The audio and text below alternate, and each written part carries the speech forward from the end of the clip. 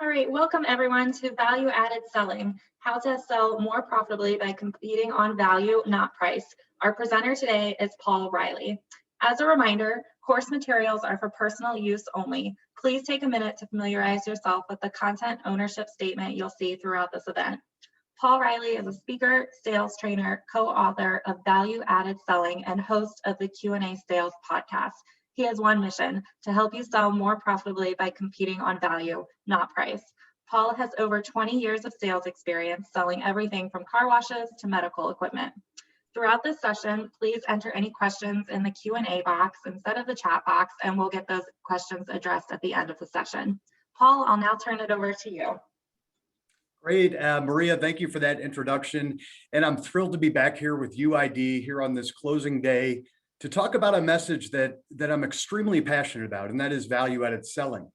Quickly though, a few learning objectives. One of the things you're going to gather from today is how to utilize our value formula so that you can go out there and present a compelling solution. Our research shows that only 36% of salespeople truly believe that they can offer a compelling reason to change. We're going to give you some tips and ideas to help you deliver that compelling message. Also, we're going to show you how to differentiate your value-added solution from your competition. Our research with distributors shows that differentiation still remains one of the biggest challenges that salespeople face, especially in distribution. We're also going to proactively teach you how to proactively take control of that sales conversation and guide it down a path of value. So let's begin today's session with an important question. And that is, what is the need for this message, right? This term value-added selling, is it still relevant today, given the state of the world we're in? And I'm here to tell you that value has never been more important than it is right now. Your customers need you. They need your help. They need you to help create value for them in unique ways. And this message is a content-rich message of hope. And I can't think of a time in our recent history where we all need a little bit of hope. So today's message, I'm going to share with you that hope-filled message of value-added selling. And I'm looking forward to helping you go out there and sell more profitably. So we do know that there are some challenges you are facing in distribution. One of them is what we call sameness. Sameness is the combination of blending in and a lack of differentiation. What will happen is that in distribution, people are selling similar products, sometimes the exact same product. Customers look at this and they think, okay, they offer the same product, they're offering the same service, everything kind of looks the same. Why should I pay $1 more if I don't see a dime's worth of difference? And because of that, they end up being more price sensitive. So we're facing that pricing pressure because of a lack of differentiation. And what further exacerbates that is that salespeople don't really believe they offer anything different. And in fact, our internal research shows that less than half of distributor salespeople believe they offer a solution that is meaningfully different. As salespeople, right, if we don't believe that we offer something truly different or truly unique, there's no way our customer is going to believe it as well. One of our major themes throughout today's program is how we can be different, not only in our messaging, not only in what we present, but how we go out there and choose to sell. So we're going to help you. We're going to help you go out there and differentiate. Now, another challenge we face in distribution, it's as if this word value has become a euphemism for the word cheap. Think about how often you will hear your customers say, hey, I want to get as much value as I can for my money. And that's code language for them to say, I want all that value added you provide, all those services, all those little extras. I want all of that. I just don't want to have to pay for it. It's because we live in this culture of cheap, where the word value has become a euphemism for the word cheap.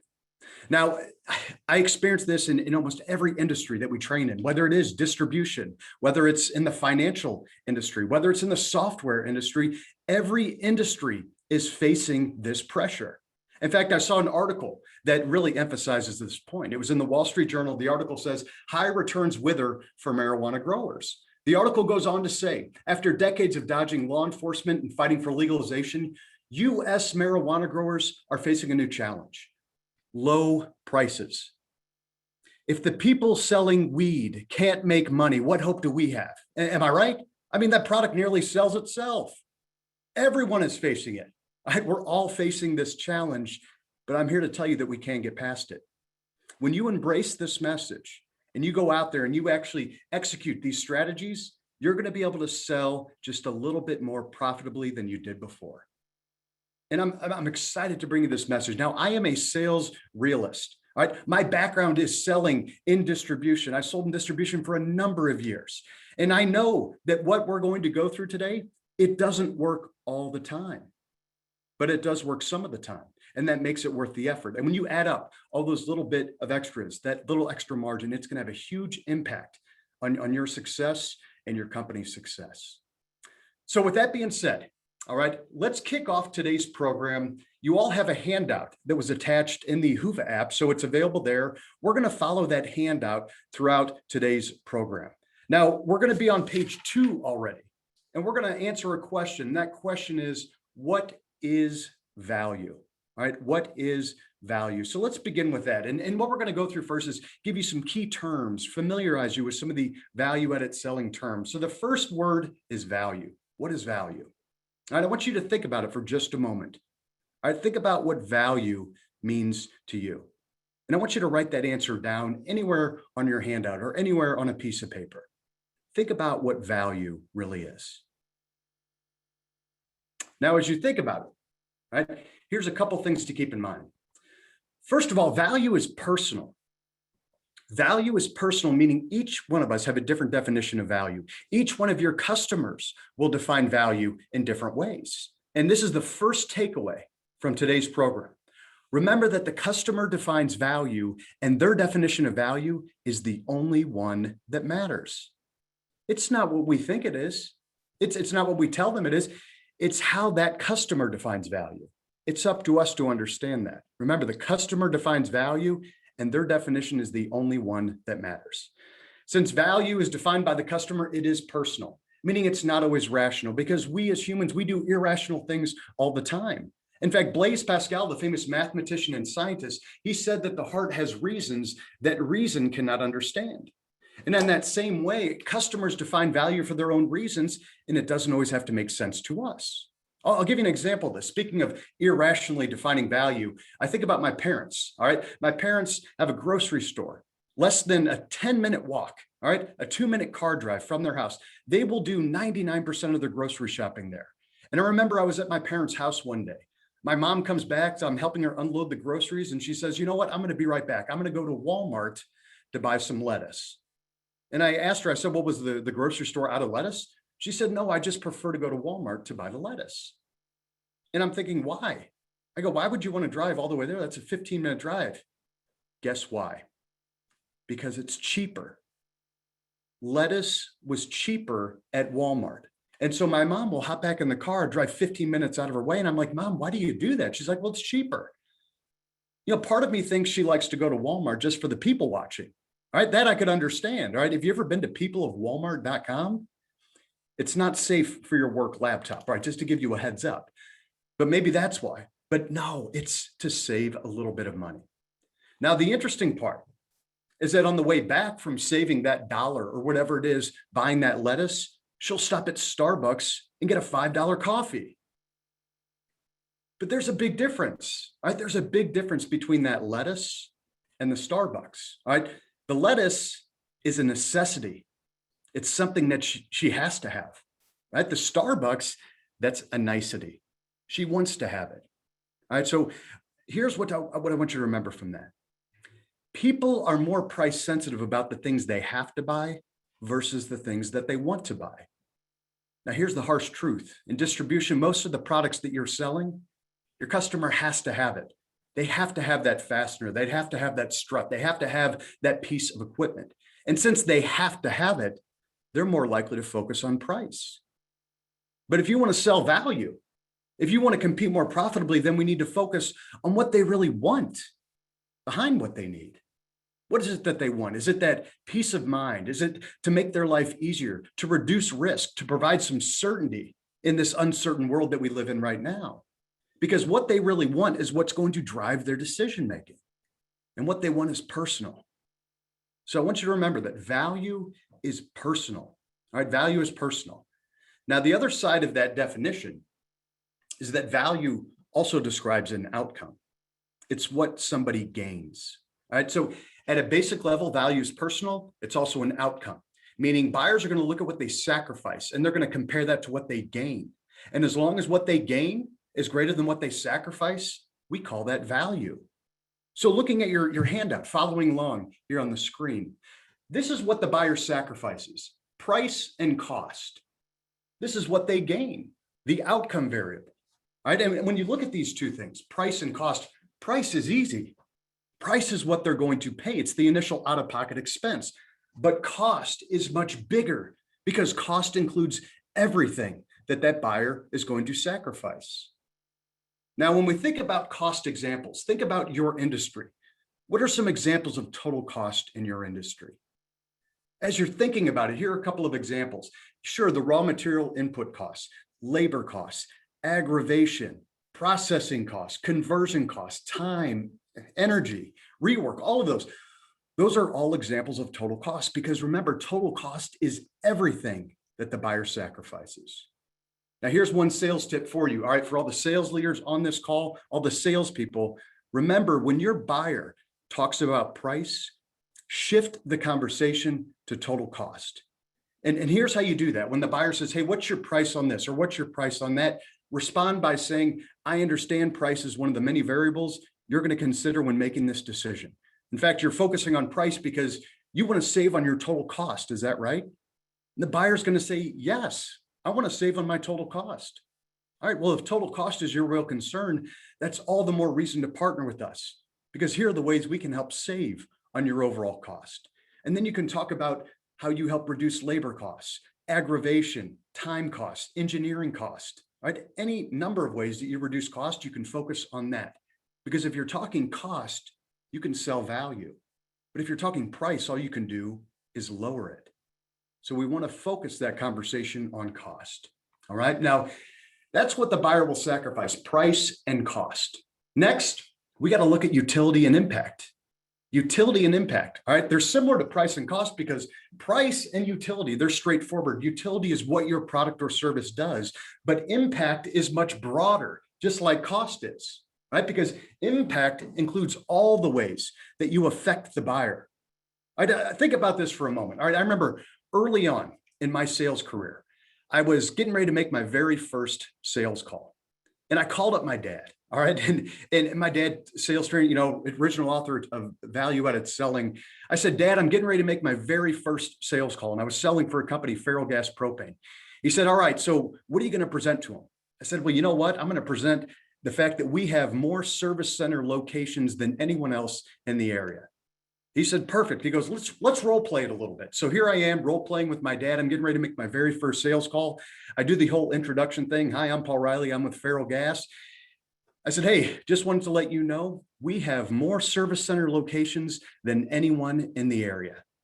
And my dad, who's playing the role of the customer, just looked at me and he said, so what? Who cares? I didn't know what to say to that. I thought it was going to be a huge benefit. Man, did I learn a lesson that day. He paused and he said, you know what, Paul? The fact that you have more service center locations in the area, nobody cares about that. They care how that's going to impact them. He said, here's what I want you to do. If you really want to present the value, imagine after every one of your value added extras that you mentioned, imagine that your customer says to you, so what? And the answer to that so what question is going to reveal the impact that actually has on the customer. So I thought about it again and we went back, we did the same exercise. I said, hey, we have more service center locations than anyone in the area. And he said, so what? And I said, that means if you have an issue, if there's a concern, if there's a shortage of propane, if you're out of propane, we are going to respond quicker than anyone else in the area to get you back up and running. That's the impact. Impact is what compels buyers to act. When you are presenting your solution and you just talk about the utility of what you do, you sound like every other salesperson.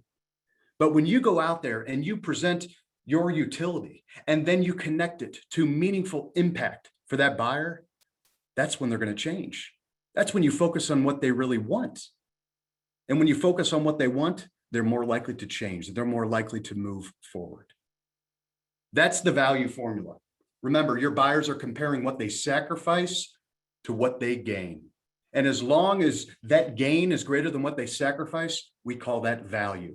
The extent to that gain is greater than your competitor, that's going to give you an advantage as well. That's how we present our solution. All right, that's the value formula. Now, the next key term we're going to focus on is value added. All right, value added is everything you do to something from the moment you touch it, transform it, or transfer it to someone else. Your value added exists along three different dimensions: the product, the company that you're selling for, and yourself. Together, we call that the bundled package, or the three dimensions of value. So we have, think about your company product, or excuse me, your company value. Company value meaning the level of support that you have to offer, number of locations. It includes your innovative services, your support that you provide, the product example, the quality brands you represent, the inventory, what's available, right? That's part of that value. When you think about you as the salesperson, your knowledgeable expertise, your ability to solve problems, to follow through, to create value in unique ways, to be trustworthy, to be innovative in the way you think. These are all examples of the personal value that you bring. Now, here's the kicker, right? Here's where it makes a difference when we're presenting that. We have to remind our customers that when they're buying that product, the same product they could buy from a dozen other suppliers, they're not only buying the product, they're buying all the company value that you deliver. They're also buying into the value that you deliver as the salesperson. I was working with a group of salespeople in the automotive parts industry, and this one salesperson had 20 years of experience in the industry, his knowledgeable expertise. I explained to them, hey, when they buy brake pads from you, they're not just buying brake pads, they're also buying your 20 years of experience. They're buying all the value that bring along with it. The key is we have to remind our customers of that. We have to remind them that what we're selling is a bundled package. Think about your bundled package as a cake, all right? All of those ingredients are like value-added extras. You got your cake, your flour, sugar, all that stuff. Those are all your value-added extras. You mix it together in a bowl and you bake it. Once it's baked in there, you can't remove the ingredients. They are a combined unit that you can no longer separate. The same is true for the value that you deliver. Keep that in mind. That is critical. The challenge we face is reminding the customer of that. All right, and I'm going to share with you how we can remind them of that in today's program. Now, there are two types of value added. We have what's called perceived value, which raises the buyer's expectation, and performance value, which affects their satisfaction. Now, this is the basic formula to satisfy customers. All right, I'm going to simplify it for you. When you can deliver on the promises that you've made or above that, you're going to have satisfied or delighted customers. But when your performance is below the expectation of your customer, you have dissatisfied customers. It's as simple as that. All right. But we like to complicate things. And sometimes we do things that will damage the actual value that we create. And we do this unknowingly. And here's how: under promise and over deliver. How often have we heard that in business? Under promise, over deliver. Sometimes we have no idea how damaging that mantra can be. All right. First of all, who would get excited about under promising? When you call on a prospect or a customer and you say, hey, we offer such average everything, you can't help but be underwhelmed by us, and then we're going to exceed your expectations. Nobody gets excited about that. The other hidden danger is that when we constantly underpromise, eventually we're going to live down to those expectations. So I'm going to encourage you to try something different. I want you to make big promises to your customers. I want you to make big promises to your prospects. And every time you set that high bar and then you deliver on it, you end up becoming the benchmark in the industry. You become the benchmark from which everyone else is graded. That's a powerful position to be in. So stop under promising, make big promises, and then deliver. All right. So another thought here on perceived value. Perceived value is mainly sensory. It influences expectations. Actually delivering on that expectation, that's what we call performance value. I saw a great article the other day from a fellow speaker, and here's the article right here. It's an old advertisement, but it speaks volumes. Your car has 5 numbers on the speedometer. Volvo has 6. One could get the impression that the people who made your car lack a little confidence. What a great advertisement. That builds perceived value. Volvo is telling you, hey, we know our vehicle is going to last longer. And for that reason, we have 6 numbers there. Okay, that's perceived value. Let's move on. All right, so we've talked about value. What is value? It's personal and it describes an outcome. When the buyer talks price, let's shift that conversation to cost. Value is an outcome, meaning buyers compare what they sacrifice to what they gain. And your value added is everything you do to something from the moment you touch it, transform it, and transfer it to someone else. Next thing we're going to talk about is our value attitude, right? Our value attitude is how we view the world. Through whose prism do we view our value added? Through our eyes or through the eyes of the customer? It's all about how we view it, because it's not value until the customer says that it is value. Now, in order to really understand our customers, we have to put ourselves in their position. That's what we call having a customer-focused approach, right? A customer-focused approach means we define value in our customers' terms. A seller-focused approach, that means we're going to try to define value for our customers. We're going to tell them what we think value is to them. But a customer-focused approach means we view the world through our customers' eyes. We have to take their perspective. At a basic level, we're talking about empathy. Empathy is one of the most powerful gifts we have in this world, not just in sales, not just in business. Our ability to take the perspective of another person is one of the greatest gifts we have. In fact, when I think about taking a customer-focused approach and empathy and all that, I think about my brother, Andrew. Right? At the age of 10, Andrew was hit with some life-changing news. He was diagnosed with juvenile diabetes at the young age of 10. Now, I remember that. I remember we were all go visiting him in the hospital, and he started to learn about some of the harsh realities of his disease. Right? When all the kids are eating ice cream and cake at the party, he couldn't do it. When we would go out trick-or-treating in our neighborhood and get all the candy, he couldn't have any afterwards. I remember several times, both in his younger years and then when we were in college together, having to make several trips to the emergency room to make sure he was going to be all right. At a young age, Andrew learned about those harsh realities. But when we go through tough times in our life, there are people that will merely go through them, and there's other people that will grow through them. Andrew chose the latter. He decided to grow through this tough time. And that helped build his character. In fact, when Andrew graduated from college, he got into sales like most of the Reilly kids did, and he performed well. He worked for Wells Fargo, did a great job there. He then worked for a local electrical distributor in St. Louis, and he did well there. But Andrew really hit his stride when he made his most recent transition. He started selling medical devices, right? But not just any medical device. He started selling insulin pumps. The same thing he was using every day, that he's using every day to keep him alive, to keep him healthy. He started selling those pumps. Now, I remember Andrew and I, this is a while back, I said to him, I go, you've been crushing it lately. I go, and he reminds me, we've got that, brotherly rival thing going. He reminds me every time he gets to go on his President's Club trip and how he's been the top seller for years in a row. And I asked him, I said, Andrew, what do you think has led to your success? And he said, it's pretty simple. When I'm going out to a hospital and I'm visiting a new patient, a new customer who is recently being diagnosed, when I look across the room and see a 10 or 12-year-old stranger, I don't really view them as a stranger. I see myself. I remember what it was like to be them. When I talk to their parents and their parents are crying and upset because they don't want their child to have to go through this, I think of our parents. I remember what it was like for them. He said, we don't talk about insulin pumps. It's the last thing we talk about. They want someone to listen to them. They want someone to talk to. They want someone to give them a little bit of hope. That's what I provide. He goes, it's more than just a pump. The pump is the product, right? It's about the people. When we think about what we do, right? Every day we sell, we go out there, we help our customers make their life easier. We help solve their problems. We help them become more successful. And the reason we're able to do that is because we create value.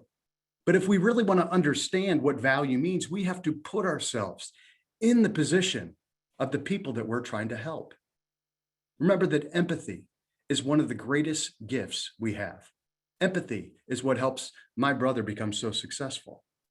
Right? It has to be, because he's not even that good of a salesman. I'm better than him. Right? He's just good at empathy. Right? So empathy, that can be the key to our success. Remember that. let's do this. Let's flip over to the next page. All right. So we've given you quite a bit to think about so far, right? We've defined what value really means. It's an outcome. It's personal. We've defined value added, and we've just went through what it means to have the right value attitude. Let's combine all of that and define value added selling. So over on page 3, you have the same definition that you see up here on the screen. Now I'm going to go through a couple of key words that are important in this definition. Value added selling is more than just a 90-minute virtual course at UID. It's more than a book. It's more than a speaker or trainer or author. Value added selling is built upon a philosophy. That's why this message has stood the test of time. It's timeless principles of like value added selling that are going to help propel salespeople forward. And remember that this message is built upon the philosophy. I'm going to give it to you here in just a moment. All right? It's very simple to remember. And once you apply this daily, it can make a profound difference in the way you sell, the way you live even. Do more of that which adds value and less of that which adds little or no value. There it is. Clear and simple. Do more of that which adds value and less of that which adds little or no value. Imagine for just a moment, if you approached every single day of your work, right? Every day of your life, taking that philosophy and saying, you know what, today I'm going to do more of those things that add value. I'm going to do less of those things that add little or no value. For the sales leaders on the call, imagine if everyone in your organization would embrace that philosophy, make it part of who they are. That's how powerful it can be. All right. And that's why value added selling has stood the test of time. It's built upon that simple philosophy. Do more of that which adds value, less of that which adds little or no value. Now, value added selling is also a process. It's not just a single event. It's not just a single sales call. It truly is a process. I know that after today's program, some of you are going to be really excited. You're going to have some new tools and ideas to help you sell value. And as soon as one of your customers, and you're thinking of that price sensitive customer that always gives you an objection, you can't wait for them to call you because you're going to say to them, get ready. I'm about to whip some value added selling out on you. Right? I wish it were that simple, but that's not the way it works. Value added selling is a process. It's a combination of all the things that you do, every interaction, every touch point. It doesn't just happen on one single event. Value added selling is also a process of proactively looking for ways to enhance, augment, or enlarge your bundled package for the customer. It's promising a lot, delivering more, always seeking ways to create maximum value for your customers, and at the same time, extracting maximum value from the customers. It's selling to your customers' needs and not against the competition. When we talk about selling a bundled package, what we're referring to is the 3 dimensions of value: the product, the company, and you as the salesperson. You're not just selling a product. There's too many distributors out there just selling a product. You're selling something bigger. You're selling a total package. Now, we did a study on top achieving salespeople. To be in this study, you had to be in the top 10% of your organization as it relates to performance. As part of this study, we also interviewed over 600 customers. One question we asked them was how much value they place in each one of these categories. How much value does the product bring the company and the salesperson? Here's what customers told us. 57% of the value is from the product. The company that you're selling for represents 18% of the value. And you as the salesperson, you bring a full 25% of the value. That's how important you are to your customers. In fact, as you look at the screen, notice you versus the company. You as the salesperson bring more value than the company that you represent. All right, remember that, especially when you're going to ask your boss for a raise. I go back and say, hey, at UID, Paul told me that I'm worth 25%. The company's only worth 18. So I'm going to get at least a 7% raise. All right. Maybe don't do that. And UID might not welcome me back. Okay. So do it in a different way, but realize you as the salesperson, all right, you bring a significant amount of value. And this is oftentimes the one area that we neglect to present, the value that we personally bring. So the fact that you bring that full 25%, or I should say, you have the opportunity to bring a full 25%. You might be reflecting on that and thinking, okay, do I offer customers that much value? Or if I left my company today, would any of my customers follow me? Would 25% follow me? Or even a more basic question. Am I a person of value? Am I a person of value? That's one thing we've noticed in our research on top achievers. They're people of value. All right. And the way they determine success is not always the dollars we bring in, but the difference that we make along the way. And when I think about being a person of value, I'm reminded of a famous quote from Einstein. When he was asked to comment on what success really means, here's what Einstein said. He said, try not to become a man of success, but rather try to become a man of value. He is considered successful in our day who gets more of life than he puts in, but a person of value will give more than he or she receives. That's what it means to be a person of value. And I remember early on in my sales career when I was selling in the construction industry, I was in a terrible sales slump. And I got some great advice from my wife, Lauren. All right. I was in a slump. I was stressed out. She could tell I was frustrated. And she gave me a great piece of advice. She said, Paul, I can tell you're stressed out. I can tell you're frustrated.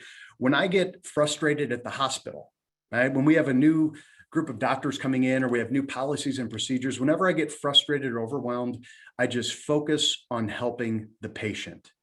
Right? And at the time, she was a labor and delivery nurse. Right? So she had plenty of opportunities to just focus on the patient. And she said to me, rather than concerning yourself about your number, just focus on helping your customers. Let that be your motivation. I had nothing to lose, so I took her advice. And shortly thereafter, I went to a construction site, and there I saw a laborer who was out there drilling holes in concrete. He was on all fours drilling holes. This is August in St. Louis. It's hot, it's muggy. Every time he drilled a hole, dust would fly into his face. He'd go over to the next hole, and he's rubbing his back. I could tell he's uncomfortable. Well, Hilti, the company I worked for at the time, we had a solution that it would allow him to do the same work only standing upright, which is much more comfortable, no dust in his face. So I went over there and I showed him the tool. I showed it to his boss.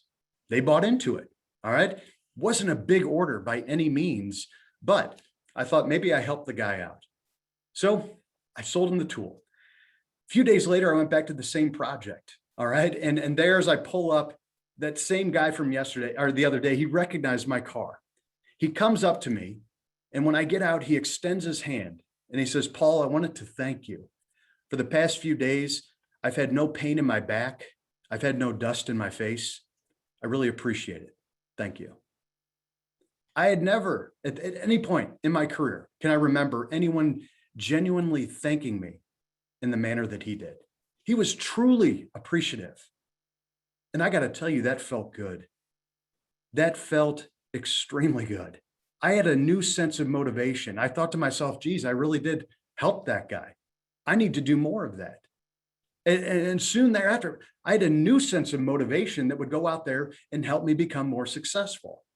I remember on that day, I was so excited, just that feeling that I had. I called my wife, who was working. She's a labor and delivery nurse. Again, that day, I called her, got her voicemail, right? She didn't answer. So I thought I'll tell her when she gets home that evening. Now, here was the problem. Me, I'm in outside sales. All right. So it's about noon, which means my day only has about an hour or two left. All right. My wife, her day doesn't end until 7 o'clock. All right. So I'm sitting on the edge of the couch around 7 o'clock, waiting for my wife to come home so I can tell her this story, how I helped this guy with the back pain and with the dust and all that, and how good it felt. And then I took her advice. Well, she walked in the door that evening and she burst into tears. I have to tell you, she was extremely upset. I could tell something happened. And I went over and I gave her a big hug. I said, honey, what's wrong? What happened? She goes, you're not going to believe what happened at work today. She goes, today, a baby was born and his heart wasn't beating. The baby wasn't breathing. I gave the baby CPR and I brought him back to life. She literally saved someone's life. And she told me the whole story and how it happened. And she finally calmed down. At that point, she then looked up at me and said, so, how was your day? I was like, This guy had back pain and I helped him out. You know, he had dust in his face. She's like, oh, that's nice. Good job. Right. Granted, what I did paled in comparison to saving a life, obviously. Right. But that feeling is relative of helping other people. Rarely do people get that opportunity like Lauren, my wife, does. But I got to tell you, her advice has stuck with me. And that's one piece of advice I'd love to give all of you right now. When you're struggling, right? I know this past year and a half has been challenging for all of us in some way or another. During challenging times, when you are in sales, it's tempting to want to focus on ourselves because we kick it into survival mode. It's about hitting our quota, making sure that we can go out there and hit those numbers that we need to hit. Remember that when we go through a tough time, your customers are going to remember how you respond. They're going to remember how you react. And if you can put the focus on them and not yourself, they're going to remember that. That's what it means to be a person of value. It's not about making a deal. It's about making a difference in our customer's life. And if we go out there and we make that our motivation, you're going to have more business than you know what to do with. That's what it means to be a person of value. Now we're going to shift gears here for a moment because I am a salesperson at heart. I've sold in distribution. I know that you can do all of those things that we've been talking about. Put yourself in the position of the customer, look for ways to solve their problems, find a way to help them out, make a difference in their business. You can do all of those things and you're still going to face some price resistance. You know you are. You're going to hear that discount request. Hey, we can get this cheaper somewhere else, or that's way more than I was expecting to pay. But who is really at the root cause of all the pricing misery that we face? Who do you think is making a bigger deal out of price? Is it salespeople or is it customers? You know, in value-added selling, we did a survey. We asked a group of 100 salespeople on a scale between 1 and 10, how important is price to your customers? 10 being the most important. The average response was 8.2.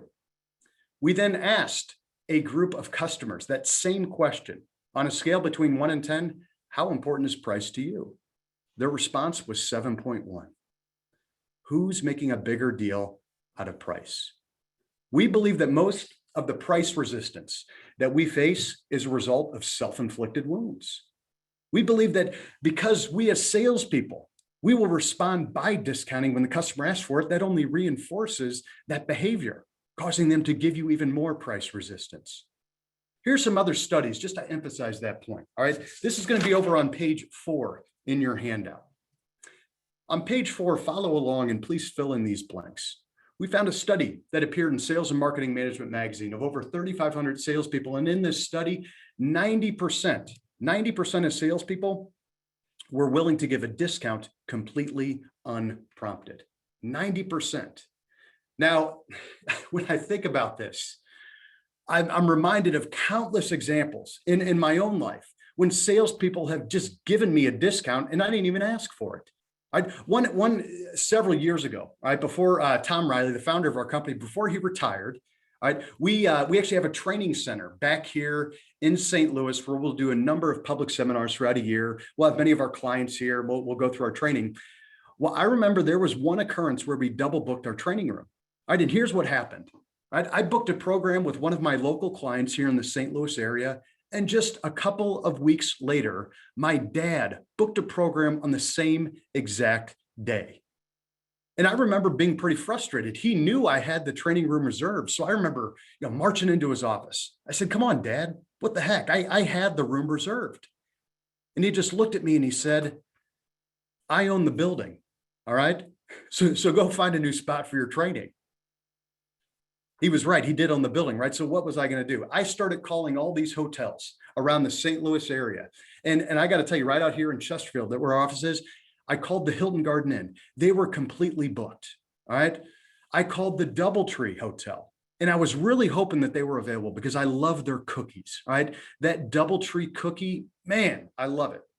I think about what they put in there. I mean, I know they put walnuts, raisins, there's chocolate.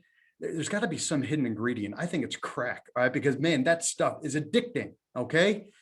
But for a moment, I should mention, I've already made a couple of drug references here. We're less than an hour in. I hope I'm not giving you the wrong impression of me. Okay. So, Barna, just forget that. All right. But I called a couple other hotels. They were all filled up. The Hampton Inn, though. I called the Hampton Inn and I was desperate. I said, hey, this is Paul over at Tom Reilly Training. We're in a bind here. All right. We double booked our training room. I called the Hilton Garden Inn. I called the DoubleTree. I called these other places. Everyone is booked. Please tell me you've got something available on this day. The events coordinator said, let me check. Hold on. She went up, put me on hold for a minute. It seemed like an hour. She got back on the phone. She said, Paul, I got great news. We have a room available. Oh, man, I'm relieved, right? Now, what do you think my next question is? You know what it is, right? Here, I already spilled the beans. She knows that I'm desperate, that I've double booked my training room, that no one else has anything available.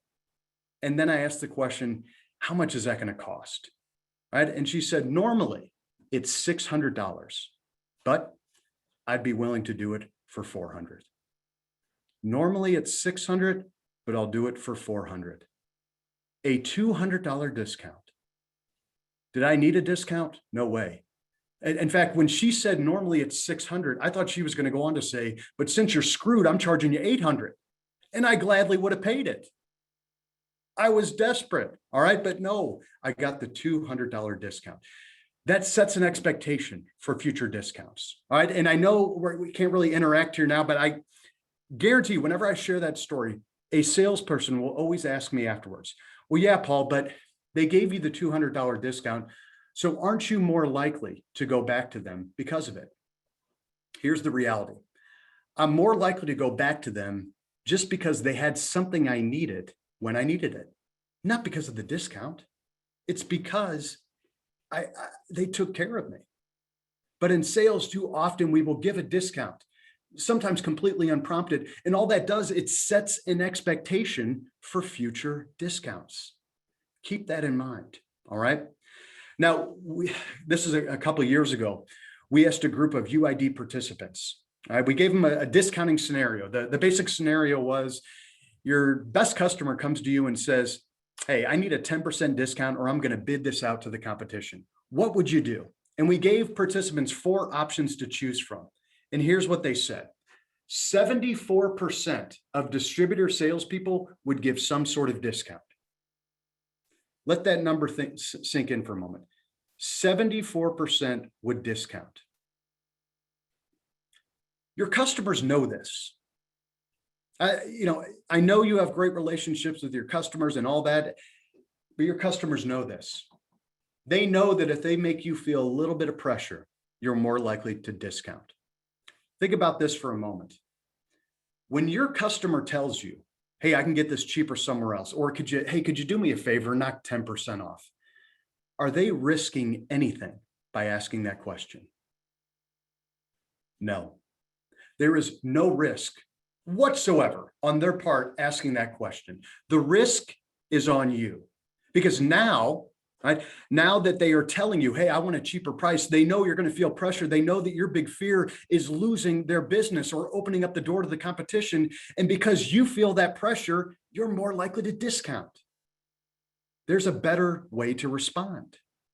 We're going to get to that better way in just a moment, but keep in mind, every time the buyer asks for a discount and we give it to them, we're reinforcing that behavior. And also this study out of Sales Board, they found that less than 1 out of 5 or 18% of salespeople will actually close a sale without discounting. So when the buyer does ask for a discount, we've got to respond in a better way. Let's look at what buyers really want, and I'll share a couple of ideas on how we can respond. First of all, in our study, over 600 customers, 68% of them said total cost is more important than price. So when the buyer does start talking about price, switch the conversation to cost. Again, like I mentioned earlier, when the buyer says, hey, your price seems a little high. Hey, I understand that price is one of the many variables you're going to consider when making this decision, but you want to focus on price because you really want to reduce your overall cost. Is that right? Well, yeah, I want to reduce my cost. Great. Let's talk about all the ways we can help you do that. So shift the conversation to cost. Our research shows that customers want quality.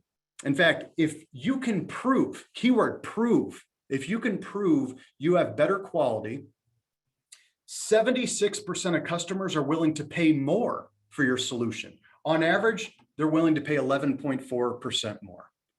Now, if you can prove you have better customer service, 2/3 of customers will pay more for that. On average, they're willing to pay 9.9% more. So here's the reality, or just something to think about as a salesperson. Every time you feel the pressure to discount, I want you to remember this slide and remind yourself that it's not price, it's cost that really matters. And if I can demonstrate that we have better quality and better service, customers are willing to pay more. Now, I wish I could tell you the exact number that customers would be willing to pay. If I could tell you that number, I'd be doing this program from my yacht, right? Seriously, I can't tell you the exact number. But what I can tell you is that even in a competitive market, if you offer better quality, better service, and you help reduce their overall cost, you don't need to be the cheapest. You don't have to match the competition. Your customer is willing to pay a little bit of a premium for that. So keep that in mind. All right. Now, there are some customers that it won't matter. There are some customers that will only focus on price. Our research shows that about 1 out of 6 customers purely focus on price. They're not concerned about quality. They're not concerned about service. They don't care about any of those value-added extras. What they care about is price.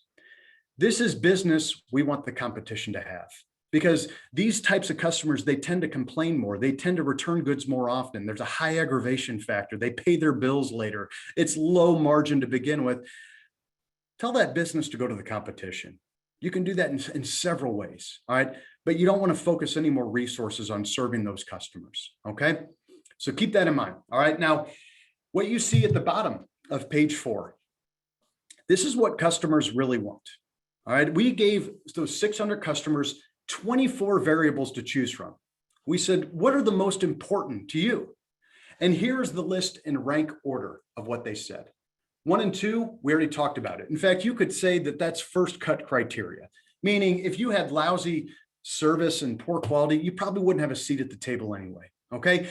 As a word of advice, when you're trying to differentiate in these 2 areas, be able to provide proof to substantiate any claims that you are making, because everyone's going to say they've got great quality or great service. Be able to offer some proof to go along with that. Number 3, knowledge of the salesperson is the most important attribute that you bring to the table. Your knowledgeable expertise is actually more important than you being trustworthy. That's what these customers told us. Not to say trustworthiness isn't important. It is, it's on the list, but having knowledge is a little more important, all right? Because it's number 3 on that list. Availability of products, standing behind what you sell, ease of doing business, all right?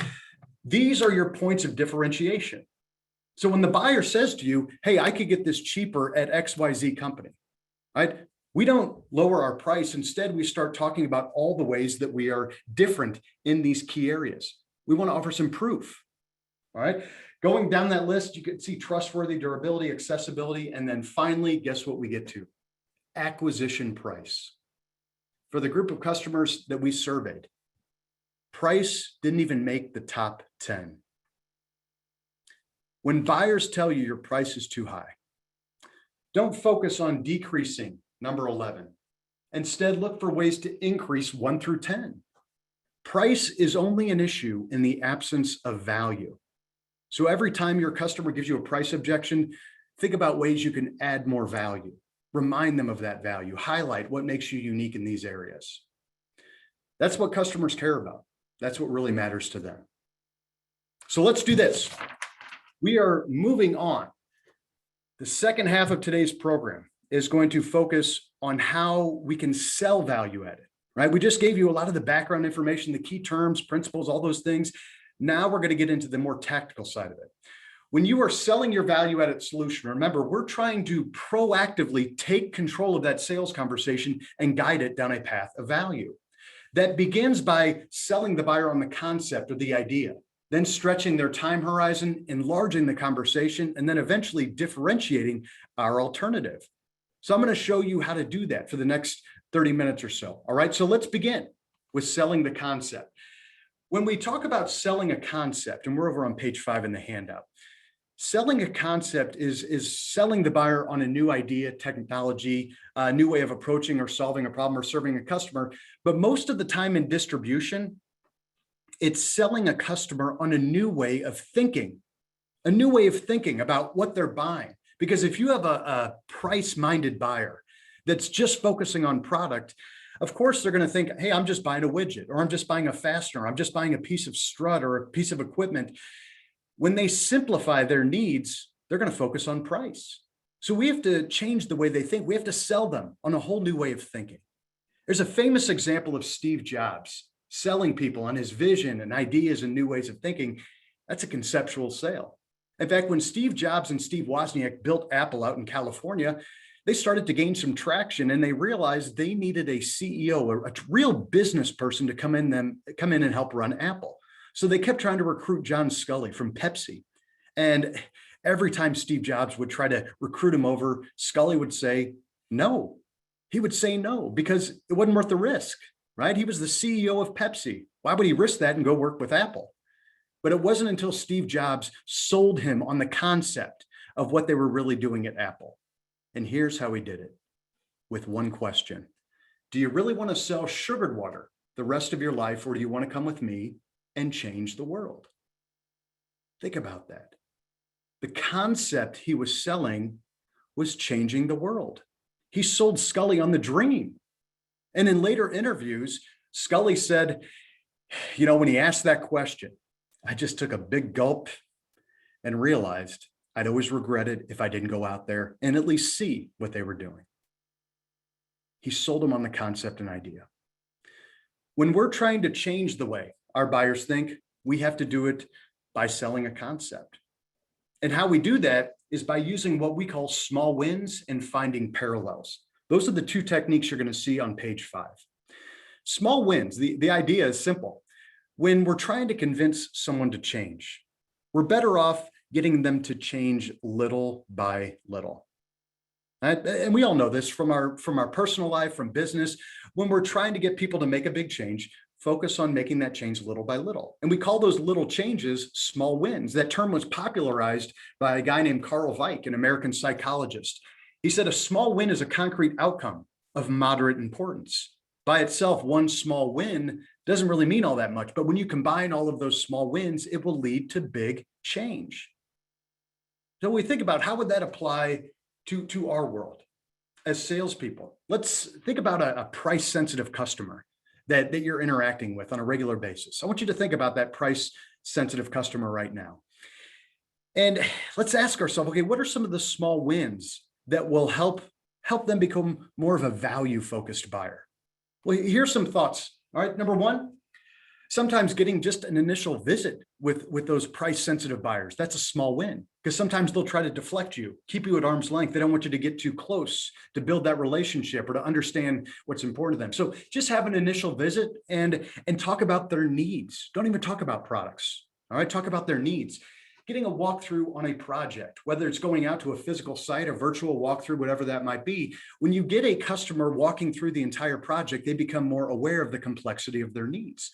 Conduct a process audit, just audit how they're doing certain things, meaning just review it with them, uncover new ways to help them, all right? Go through that process audit. Do a product demonstration or a site visit, whatever it might mean. Get out there, show them some of that value. Maybe get introduced to a few other contacts within that organization. Get the buyer to think long-term versus short-term and start talking about total cost of ownership, TCO versus price. Now, just doing any one of these isn't going to make a big difference. It's in the aggregate that we make the difference. It's combining all of these things, because each one of these is a little change, a little small win that once combined will lead to that big change. So focus on small wins. Next thing we need to do, we need to find a parallel. Some call it using an analogy, using a precedent. It all means the same thing. Find a parallel. Identify the concept that you're really selling. Find how they've already bought into that concept, and then show the linkage with your solution. For example, let's say the concept you're selling is increased uptime. Right? Let's say you have time-saving products and all that and services. talk to a buyer and say, hey, let's think beyond products here for a moment. What we're really focusing on here is increased uptime. Look at all the ways that you have tried to increase uptime around your facility already. You're automating certain procedures. You're trying to upgrade your equipment so that you can increase uptime, reduce labor, all that stuff. What we're asking you to do is just an extension of what you've already been doing, or reducing cost. Draw a parallel to all the other ways that buyer will reduce cost, and then show the connection with your labor-saving products. That's what we call finding a parallel. Remember, we as humans, we make decisions based on precedent. So we look at how we've already made decisions and we try to make the next decision in a consistent manner. I'll give you a great example from distribution. This is from a company in the fluid power, FPDA group. All right, so fluid power distribution group. And I was working with their team. And one of the products or services rather they're trying to sell is vendor managed inventory. And the salesperson told us this story. He said, I went to one of my customers and I tried to sell them on our VMI, their vendor managed inventory. He said, it's perfect. He said, all we're going to do is we're going to take up a little section of the warehouse over here. We're going to put all these hydraulic parts and components. That way, when your people need them, they can come over and grab the parts. We'll keep the stock. We'll keep the inventory. Man, it's a slam dunk, right? That's what we're all thinking. But he said the buyer would not buy into it. And so the salesperson was looking for ways to make that connection, to help them understand. And the buyer kept saying, no, we don't want to warehouse your inventory here. We don't want to take on that risk. We don't want to do this. We don't want to do that. He couldn't get it past all the reasons not to do it until he was walking past the cafeteria and he noticed that they had vending machines in the cafeteria. And so he looked to the buyer and he said, hey, I noticed you have those vending machines in there. He goes, you've got a couple of convenience stores right down the road, less than a mile from you. You've got a McDonald's, you got all these fast food restaurants. Why would you have those vending machines here if they've got all those refreshments about a mile away? The buyer told me, he said, well, that's true. They could go out there, but we found that it's more convenient to have what they want here already. Bingo, right? And then the salesperson said to him, hey, the same reason you have these vending machines here is the same reason you should reconsider VMI. We're basically your vending machine for hydraulic parts and components. We have everything they need here, just like those refreshments in there. When he said that, the buyer got it. It made sense. He was able to use a parallel. When we're trying to change the way people think, the way they do things, we don't need to sell them on a new idea. Just sell them on how your idea is familiar to what they're already doing. That's what we mean by find the parallel. All right. So again, 2 takeaways from this page. When you're selling the concept, again, you want to use small wins and you want to find that parallel. Next thing, we want to stretch the buyer's time horizon. Remember, most of the value that you deliver happens long-term, but everything the buyer has to sacrifice happens today. So we need to get them thinking long-term so they're more focused on the value they're receiving versus what they're having to pay to receive it. We're impatient. We want things now. We're instant gratification seeking individuals. So we're going to opt for a short-term gain over a long-term gain, even if that long-term gain is greater. And we oftentimes don't have the patience to wait for it. All right. For example, just looking at the screen here, how many of you are getting annoyed? Right? You see that buffering signal, you think, man, when's that video going to pop up? We're not very patient. And I don't have a video to show you, by the way. I just want to inflict a little pain on you here about halfway through, make sure you're still awake, all right? But we want things now. We don't want them later. So we have to transport that buyer into the future. Remember that when a buyer is thinking in the present, in the short term, they're more likely to focus on what they sacrifice. But if you can get them thinking into the future, they're more focused on what they're going to gain in the long term. And if that's where they're focusing, they're not focusing on price. I'm going to share with you how this clever salesperson was able to use this technique on me when I was buying a new Jeep. All right. Around last Christmas, all right, back in 2019, I bought this Jeep. And here's why. All right. My wife told me that the coolest that I have ever been is when I drove a Jeep when I was in college.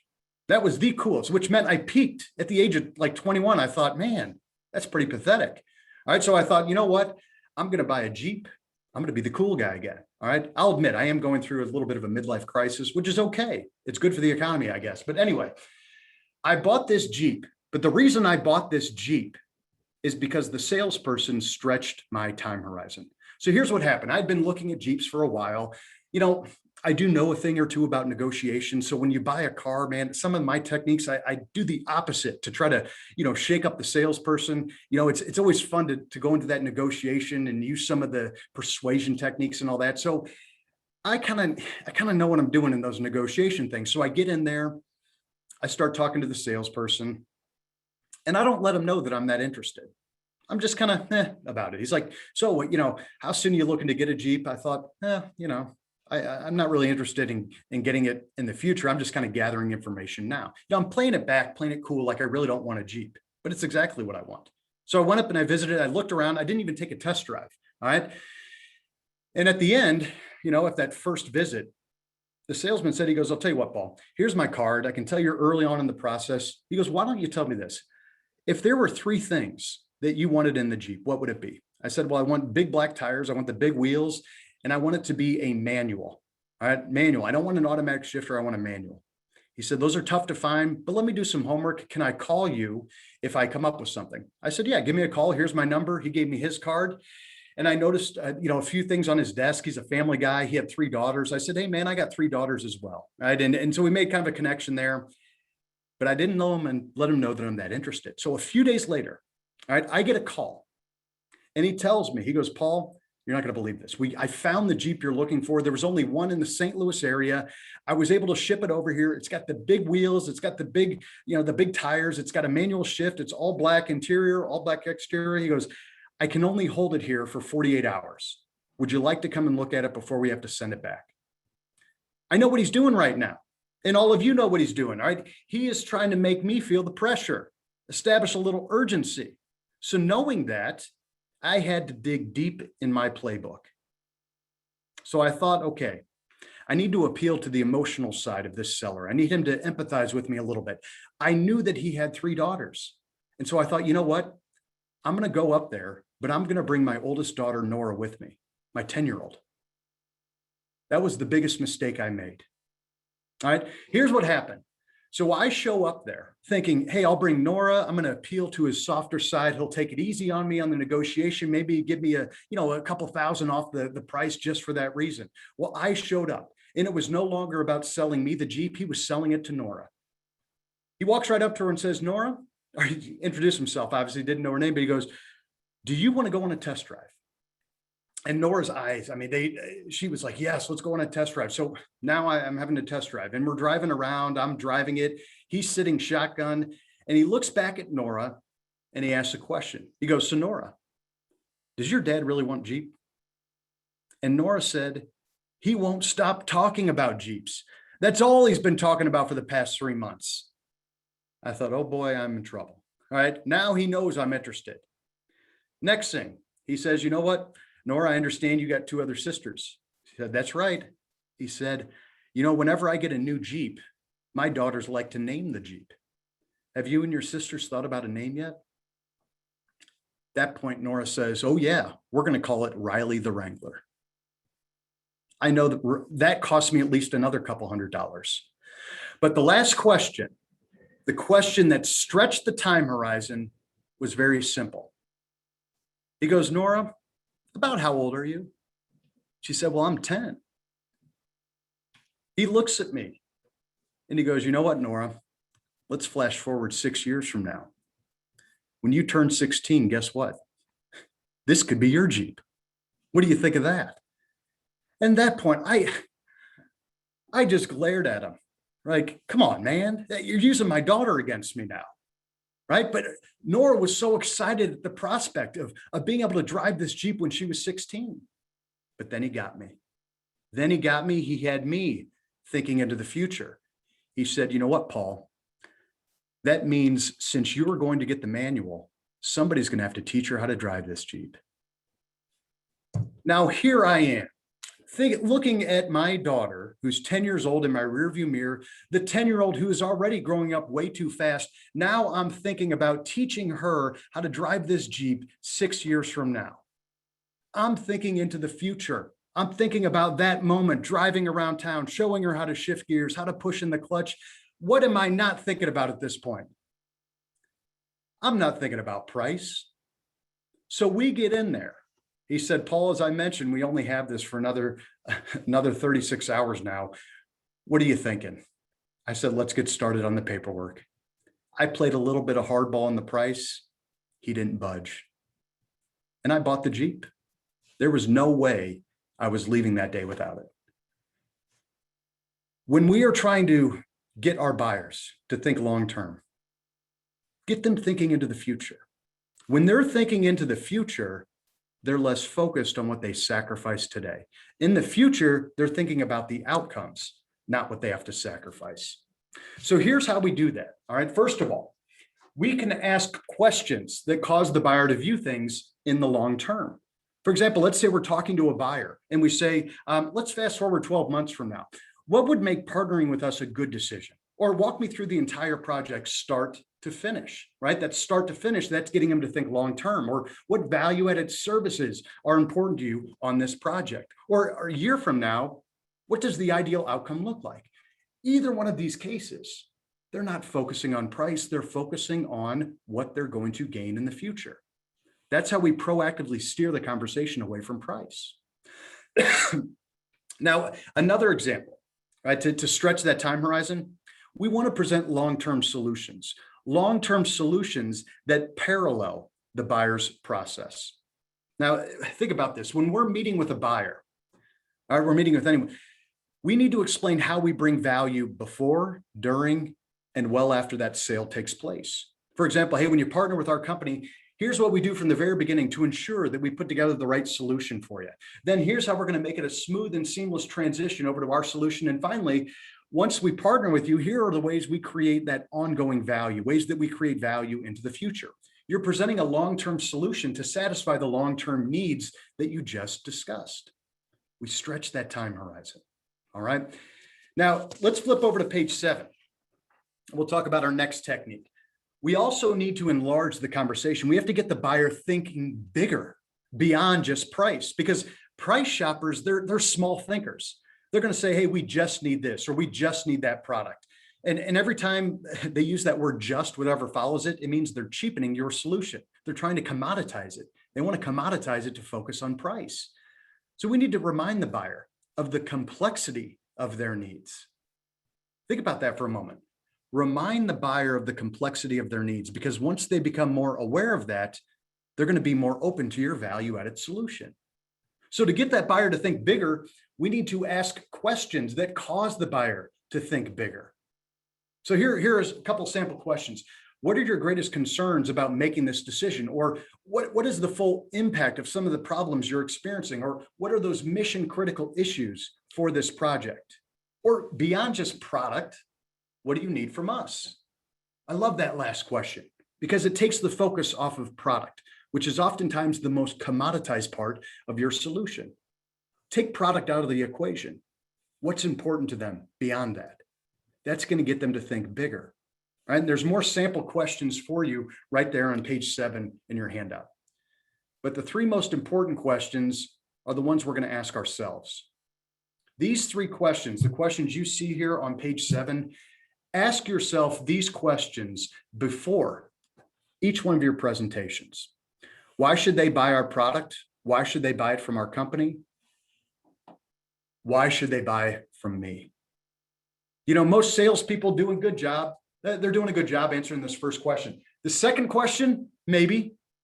Very few salespeople will go back and answer that question. Why should they buy from me? Now, I want you to think about this for a moment, right? What percentage of the value do you bring? 25%. 25%. So if you are not answering that question for your customer, you're missing out on 25% of the reason why they buy. We can't afford to do that. Better yet, what if your competition is doing a better job of answering that question than you are? They're going to have a significant advantage. Why me? Why should they buy from me? I was working with a wholesale distributor who forgot to ask that question, forgot to answer that question. In fact, their VP of sales called me up and he said, Paul, our people are too quick to discount the personal value that we bring. He said, we sell the same products as all of our competitions. Yeah, we offer some unique company services, but the salesperson, they're the difference maker, yet our salespeople are discounting their personal value. And then he shared this example with me. He said, I have one of our largest customers. Got a call from Scotty, who is the salesperson managing this customer. Apparently, the customer called him and said, hey, we just got a competitive bid here. One of your competitors came in here and offered us a 5% net discount across the board if we would agree to switch over to them. Does that sound familiar to anyone on the webinar today? Yeah, we've all been there. We've experienced that. I need you to match their pricing. That's what the customer was asking. So Scotty, the salesperson who took this call, he called the VP of sales. And he said, what are we going to do? This is our largest customer. How should we respond?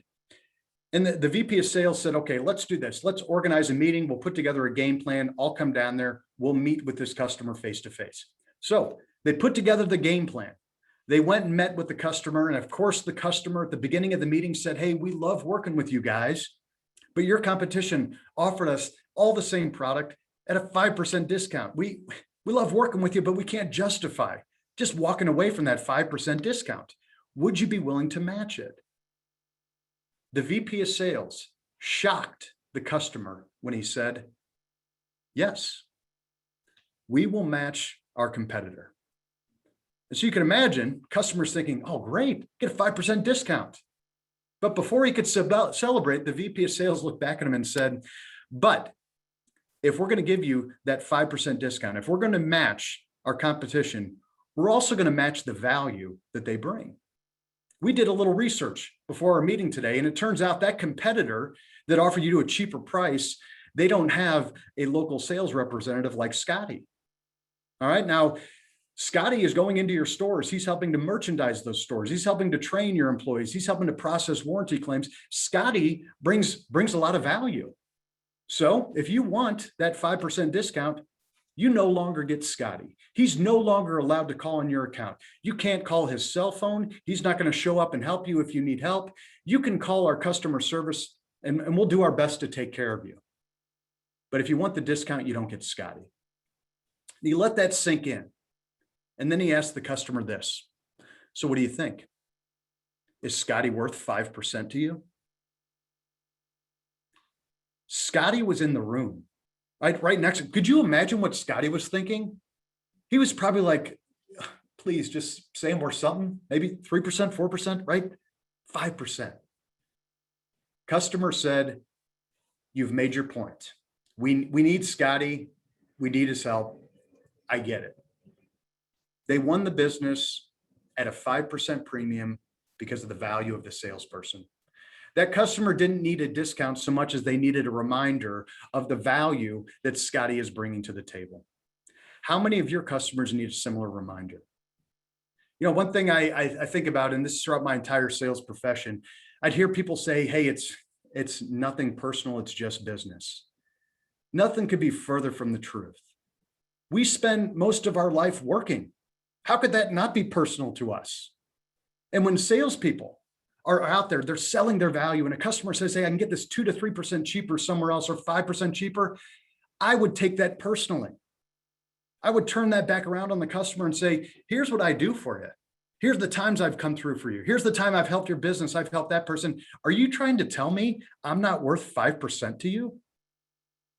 Now, some people might say, man, that's kind of low. How could you do that? How could you be that direct? When a customer is challenging your price, they're challenging your value. You need to challenge them back and remind them of all the value that you personally bring. Because you as the seller, you bring that full 25%. And that full 25% can make all the difference in the world. That's how we sell our value. All right, we answer these 3 questions. Moving on, all right, let's talk about how we differentiate. All right, how we differentiate. It's an apples to apples comparison. How many times have you heard that from one of your buyers? Hey, it's apples to apples. I'm comparing you to Amazon or to Grainger or whoever it might be. I'm comparing you to them and it's apples to apples. We hear that so often. And man, is it frustrating because we know it's not apples to apples. So the next time The customer says, hey, it's an apples to apples comparison. I want you to look back at them and say, well, there's over 2,500 varieties of apples grown in the US. So which ones are you talking about? Then just drop the mic, all right, and just like a boss, like you own it, right? Because you just dropped a truth bomb on them, all right? It's never just apples to apples. The key is figuring out what makes your apples different, why they're unique, what you offer that the other competitor doesn't offer. Now, this is one of the most challenging questions to answer in distribution, because we all believe, right? I say we all, but most of us believe that differentiation is just a product or a company, but it's something bigger than that. We can differentiate along the 3 dimensions of value, which is not just the product, it's also the company and you as the salesperson. You can take any commoditized product, and once you bundle it with your value-added extras, it becomes a completely different solution altogether. The key is you have to understand what makes your total solution different than your competition. And just to show you this fact that you can differentiate any commoditized product, it reminds me early on in my sales career, I was selling in the construction industry. And one of the products I was trying to sell was cementitious grout. It was a new product for the company I was selling for at the time. And I wanted to go out there and, man, I was really pushing it. I was really making it a focal product of mine. And I went to one of my largest customers. It was out on a power plant being built. And I gave him a great presentation. I said, man, here's our grout. Here's what it's going to do. And I gave him the whole presentation that I've been practicing. And man, I thought I was nailing it until the end. I gave him my price. And he said to me, he goes, Paul, he goes, I got to tell you, there's something you need to know about the product that you're selling. I said, yeah, it's the cementitious grout. It does this. And he goes, let me stop you right there. What you're selling is basically dirt in a bag. You're selling dirt in a bag, and your dirt in a bag is just like everyone else's dirt in a bag. Save your breath. Your price is just too high. All right. That's what he was calling the product, dirt in a bag. At the time, I thought, man, that's only 2 syllables away from being a dirt bag. Okay. So here I am selling a commodity, dirt in a bag. I told him, I go, let me do a little research. I'll figure out what makes us different. Here's what I did. On page 8 in your handout, all right, I got this sheet of paper out and I started doing a comparison of what my company has to offer, our product and me, versus our competition, who was a company called 5 Star at the time. And so I started doing some research. I went line by line to figure out what made me different, our company, our product, all that. And I started to come up with a couple of things. I thought, okay, let me think about this. As a salesperson attribute, I'm local to the area. And the 5 Star rep, he's out of state. So I'm local, I'm going to be here, I'll be able to support him. That's a key difference. That's worth mentioning. Right. When it came to the company, I knew that our solution was great because we had a local licensed field engineer, and our competition didn't have a licensed field engineer. So that's something we had that was going to help us stand out. But when I got to the product, the customer was right. He was right. We were selling dirt in a bag. It was the same. The product had the same technical performance, same mixing. I mean, everything. It was the same product. In fact, I called the product manager. I said, hey, I'm selling against 5 Star here. Man, I really want to show him what makes us different. And he goes, Paul, nothing makes us different. I said, well, there's got to be something. He's like, Paul, you don't get it. The same company that private labels for 5 Star, private labels for us. It's coming from the same plant. I said, okay, I'll leave that out of my presentation tomorrow. All right, but I did a little more digging and I found out our bag of grout was sold in a 50-pound bag. The competition used a 55-pound bag. Me, I saw that as an advantage. So after I did my research, I went back in to meet with the customer. That same superintendent, this time the safety manager was in the meeting as well. And I began my presentation. I said, hey, I understand that our price is a little bit different than what you're paying now, but it's because there's a big difference in what you're going to get with us. I said, first things first, I'm local to the area. I know the 5 Star rep, he's traveling in from out of state, so I'm going to be here if you need something. Customer just looked at me and he said, okay, is that it? He wasn't that impressed. All right, so I went on. I talked about our company benefits. I said, look, we've got a local licensed field engineer. She's a licensed structural engineer. She can help out with product testing and training. 5-star doesn't have a local engineer. He said, Paul, look out that window. You see those 40 employees over there? I said, yeah. He goes, those are all structural engineers. They know more about grout than your people are ever going to know. I don't need another engineer out here. This point, it wasn't going too well. All right. But I knew the last one, right? With my optimism, my enthusiasm, that I could showcase the true difference. And so here's what I did. All right. I said, I understand that you think this is just dirt in a bag, but there is a difference about our product. It's the way we package it. We choose a 50-pound bag and the competition uses a heavier 55-pound bag. Now, since our bag of grout is lighter, it means your people aren't going to be as tired throughout the day lifting our lighter bag of grout. They're going to be more productive. They're going to be more efficient. Think about what that 55-pound bag is costing you in the way of downtime and labor cost. And he looked at me and he goes, Paul, are you serious right now? I go, yeah, it's lighter. It's going to, be more productive. He's like, you've got to be kidding me. And he goes, not only is your grout more expensive, but you're shorting me 5 pounds of material per bag. You're even more expensive than I originally thought. Now, me being the optimist, I didn't really think about it in those terms. Okay. But sure enough, I thought, okay, it's not going well. I was getting ready to walk out and thank him for his time. But at that moment, the safety manager, who had been quiet the entire time, he said, Paul, are you sure about that 50 pounds? I said, yeah, it's right here. And I showed him my manual and he pulled open his OSHA manual. He said, you're not going to believe this. We just updated our OSHA manual. Any product that weighs more than 50 pounds must be lifted by 2 individuals. 50 pounds or less, and 1 person can lift it. And so I just looked back at that superintendent and I said, booyah, right? And that was the big difference. That's what made us stand out. And we started talking about how much more expensive it was going to be to have 2 people lift a bag of grout. And that's when the superintendent said, well, I know our guys. They're just going to lift the bag of grout. They're not going to have 2 people do it. And the safety manager said, oh, yes, they will. He goes, I'll be watching this. He goes, it'd be my preference, actually, if we could just get that heavier bag off site. We can't risk an OSHA fine in this area. Eventually, they ended up switching. Our dirt in the bag beat out their dirt in the bag because we bundled it with their value-added extras. Granted, a smarter salesperson might have figured out the 5-pound difference ahead of time, but I've made every mistake you can in sales. That's what qualifies me to speak on it today. All right. Finding out those key differences. That's what matters. That's what this exercise will do. So I would encourage all of you, next time you're in a competitive selling instance, just like that, go through line by line and determine what makes your company better, what makes your product better, what makes you better and different, and then highlight those key differences for your customer. That's the power of differentiation. So as we begin to wrap things up, all right, I wanted to remind all of you, there's 2 things to leave you with here today. Number 1, remember that the customer defines value and their definition is the only one that matters. And shortly here in our panel discussion, we're going to talk from a series of experts. I'm thrilled to sit down with them.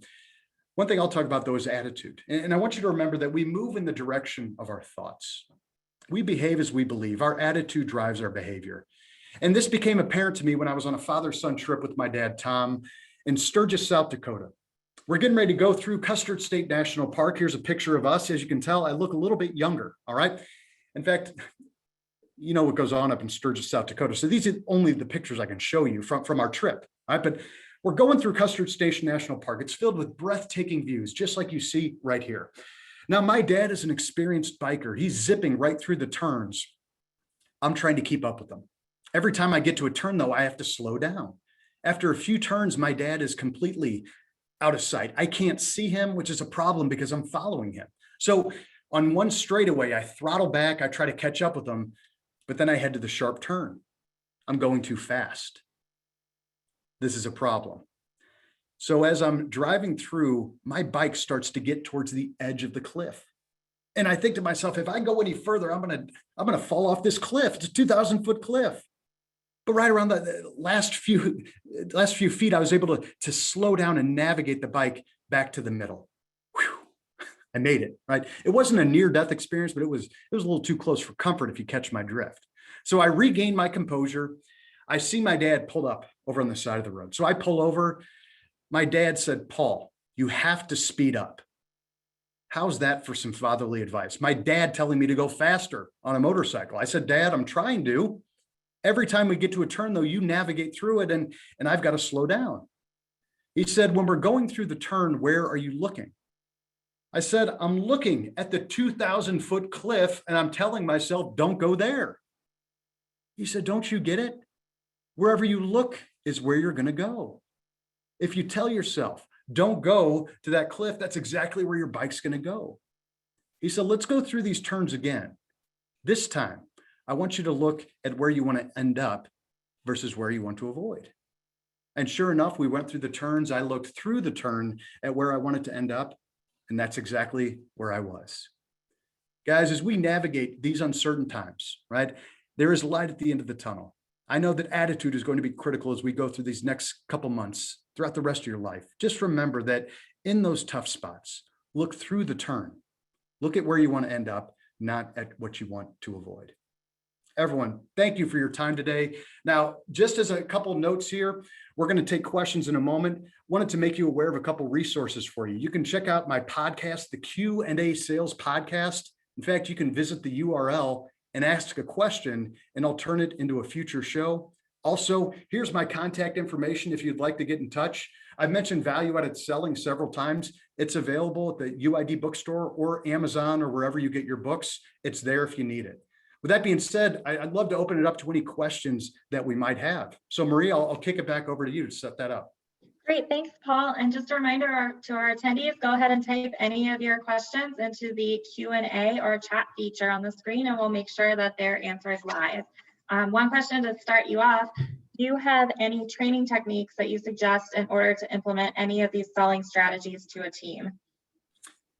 Yes, with many of the techniques and that, if you're a sales leader listening to this, what I would encourage you to do is to start small. All right. Pick one or two of these techniques that really resonated with you. Maybe it was the value formula. Maybe it was the differentiation exercise. Just pick one or two to get started. All right. And then you can think about, okay, let's think about stretching the time horizon or enlarging the conversation. We focused on some good questions to ask. If I'm listening to this right now, what I would do afterwards is get a highlighter out, highlight those key areas, and then focus on implementing one at a time. Practice it yourself, become familiar with the content, and then share that with your team. Ask them to implement it as well. But I would start small, start with just one or two ideas and take action on those ideas, and take action soon in the next day or two if you can. And then to build on that, see how you can interweave some of these ideas into your current sales process. All right, if you currently have a sales process, many of these techniques we focused on today, ask yourself, okay, where do they fit? For example, when you probably have a presentation stage in your current sales process, ask yourself, how could I incorporate this differentiation exercise into that presentation phase? Great, thank you. Do you have any books or podcasts that you recommend? Yeah, as I mentioned, obviously I'm going to mention mine, right? But the Q&A Sales Podcast, it's been downloaded in like 65 countries now. And the whole premise of the show, salespeople submit a question, just like the question that was previously asked. And I answer the question on the show. We update that show twice weekly. So check it out. A couple of my other favorite podcasts. I love How I Built This by Guy Raz. If you like hearing stories about entrepreneurs, it's a great one. Also, my friend, fellow UID colleague, Brandon Bader, really enjoy his podcast as well. It's a great distribution podcast. So check that out. Value-added selling is available. And also, it's not available right now, but this fall, I actually have a new book coming out. It's called Selling Through Tough Times. And that's going to be available here in September or so, right around there. So you'll see more on that. And if we connect on LinkedIn or you follow me on LinkedIn, that's the easiest way to stay connected. Okay, great. One last question here. For the will match the 5%, but you lose the sales rep unless they are worth it scenario you spoke about, is it best to kind of tiptoe into that conversation or just dive in? What would you recommend if they still want a discount and the rep? So I would, it's really, you got to read your customer and figure out how much value you've personally created. I believe going in and being very direct with highlighting specific examples, that's going to be the key. If you plan on using that technique that I mentioned, be able to highlight specific examples of how you have brought value personally, right? Whether it be your knowledgeable expertise, whatever it might be, come up with specific examples and present it in a way that you're comfortable with. And that means practice it, present it live if you can, over the phone. I wouldn't just do an email though, right? I would certainly follow up with an email, but you want to have that conversation live or virtually with your customer. Right? Great, thanks, Paul. That's all the time we have for questions today. As you mentioned before, feel free to reach out to Paul with any additional questions you might have after this session. And thanks so much for your presentation. And that concludes today's session. Great. Thanks, everyone. Thanks. Bye-bye.